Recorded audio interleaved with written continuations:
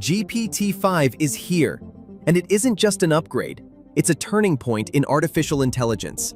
Released in August 2025, this model is sparking both excitement and debate, with new features that change how we think about AI in everyday life.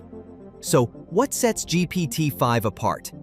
Context awareness is the big one. Earlier models were great at short tasks, but often lost focus over long conversations. GPT-5 can track complex discussions, hold multiple threads at once, and reason through problems step by step. It's like moving from a helpful intern to a true collaborator. One headline feature is thinking mode. Instead of spitting out instant answers, GPT-5 can pause, plan, and analyze before responding. That means fewer mistakes in math, stronger arguments in essays, and clearer explanations of tricky topics. Another innovation is study mode. Picture a personal tutor that adapts to your pace. It can explain physics with simple examples, walk through math problems step by step, or even quiz you until you've mastered a subject. For students, this isn't just a chatbot. It's like having a patient teacher on call 24/7. Performance-wise, GPT-5 shows about a 40% improvement over GPT-4 in reasoning benchmarks. Developers are using it to debug code, researchers to analyze data, and creatives to brainstorm stories and scripts.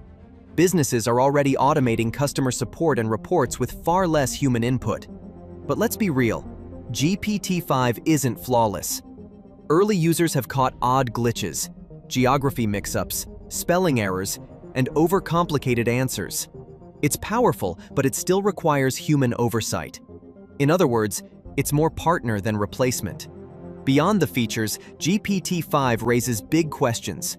If AI tutors teach kids, how should schools adapt? If businesses lean on AI for decision-making, what happens to accountability?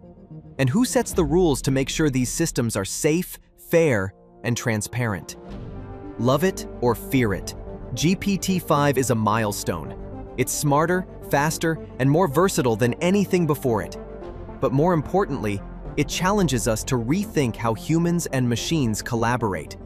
The leap from GPT-4 to GPT-5 feels big, but the bigger leap is what comes next. So, would you trust GPT-5 to tutor your kids, write your code, or help run your business?